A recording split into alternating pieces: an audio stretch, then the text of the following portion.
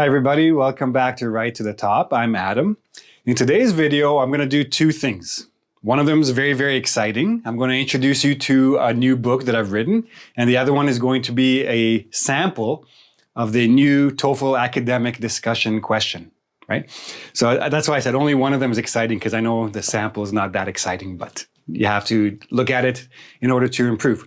So for those of you who don't know yet, the TOEFL has changed. They got rid of the essay. They put in a new type of answer that you're going to have to write. And you only have 10 minutes to do some reading, think about your answer, and then write your answer. So what I did was I wrote a book explaining exactly how to go through this task. It starts with a bit of an introduction to the task. That's chapter 1. Tells you what you should expect to see. It also talks a little bit about the scoring, how they score your task. And then the most important chapter tells you basically how to go through the steps, how to approach this particular task. Because again, you only have 10 minutes. So you have to be very quick and very efficient in how you spend this time. So today I'm going to look at a task, and I want to give you a very general idea about how to approach it. We're going to go in 3 steps: read, plan, write. So you do have to do some reading, okay, because there are like posts from the professor and 2 classmates, and you don't have to read deeply, but you do have to do a little bit of scanning to get a general idea of what everybody's saying. Then you have to think about how you're going to approach your answer. You have to think about, first of all, how to answer the question directly, because you have to give your own idea, but you also have to decide how you're going to relate to your 2 classmates and their answers, right? Are you going to acknowledge them? Are you going to agree with them, disagree with them? Are you going to completely ignore them? So this is a very important decision that you have to make. Once you've decided how to relate to them and you have some of your own ideas about the answer, then you start writing. You write for about 5-6 minutes and hopefully have a little bit of time at the end to do a very quick check for little minor edits here and there, okay? So now, the best way to understand how to do all this is, of course, to look at a sample. So here's a sample, and just before I show it to you, because of copyright rules, I can't just take somebody else's work. I wrote everything. I wrote the professor's post, both students' posts, and of course, my own answer, just so we have that clear. So let's look at it. Okay, so again, very important to understand. You don't have to read every single word that the professor wrote or that Ella wrote or that Miguel wrote. That's not important. What you need to do first and foremost is find the question. So in terms of the professor, the question is, do you think online education provides the same benefits as physical classes? So that's what you have to answer. Of course, you should scan Dr. Young's full post just to pick out some key ideas, because you may want to use some synonyms for these key words, or you want to touch upon some of these points, right?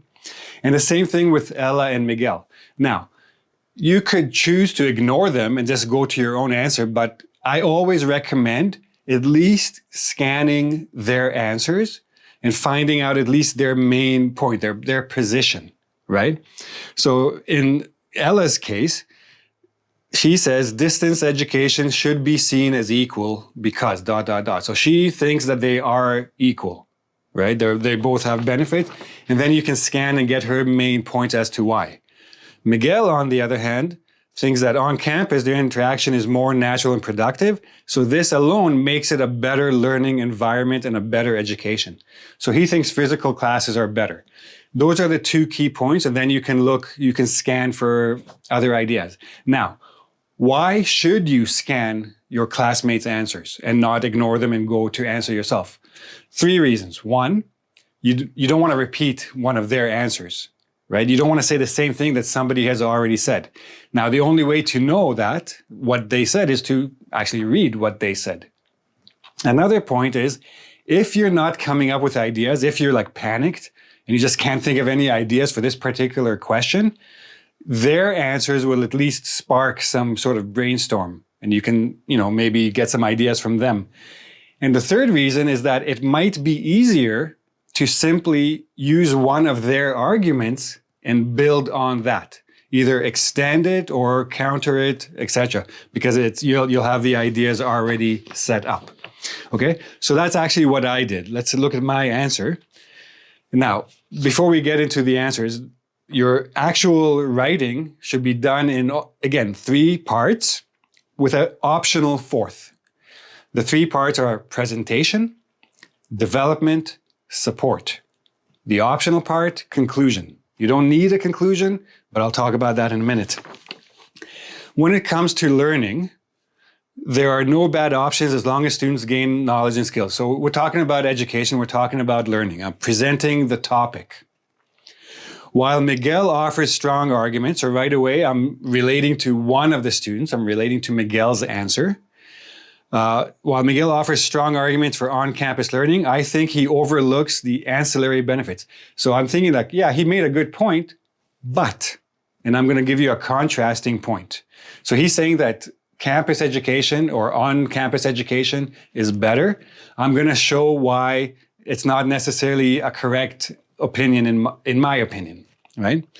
So I think, so A, I've given my thesis, so I think something, and I'm relating. So that's my whole presentation. I've told you what the topic is, I told you what I'm doing in relation to another student, and I told you how I'm going to approach my own position. So now I need to develop it, right? So he overlooks the ancillary, means the supplementary or extra or benefits that go along with remote learning. So instead of distance learning, I gave a synonym, remote, such as technical skills development and efficient time management. So I gave 2 reasons. This is going to be my development. Then I have to expand and explain what these 2 mean, plus give some sort of support, some examples or applications. In other words, the student in the virtual classroom builds the skills to use technology to engage with others in a way that is becoming increasingly common in many workplaces. So technical skills, again, a lot of people are working from home these days. If you did that as part of your education, you're already used to it. You're ready to go into the workplace. And again, I go on to explain that a little bit more. In addition, distance learner can better manage his time to both study and work. So again, time management, I'm explaining how that works. You can do more than one thing. Whereas at school on campus, you're only in class. And you will have less pressure to spend time socializing. In school, you're going to be socializing a lot. Distance learning, you're not. So now, because my thing was a little bit short, my answer was a little bit short, you're supposed to write at least 100 words, but you should be aiming for around 130 for a good, strong score. So then if you feel you're a bit short, add a conclusion statement. Overall then, the benefits may not be exactly the same, but they are certainly not more nor less advantageous. So basically I'm saying that, yes, they are actually equal. So I'm contrasting Miguel, I'm giving a very firm position, and I'm answering the question. Okay? So now, that's a sample. There are also a few extra ideas I noted in the bottom there. If you want to have some other ideas you can talk about.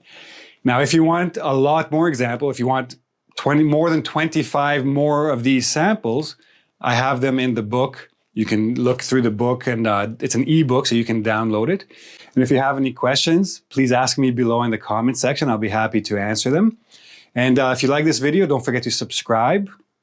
You can also join, become a member of this channel and support this channel. Help me create more videos, more useful materials to help you guys learn to write better. Okay? So until next time, good luck with your test. Bye-bye.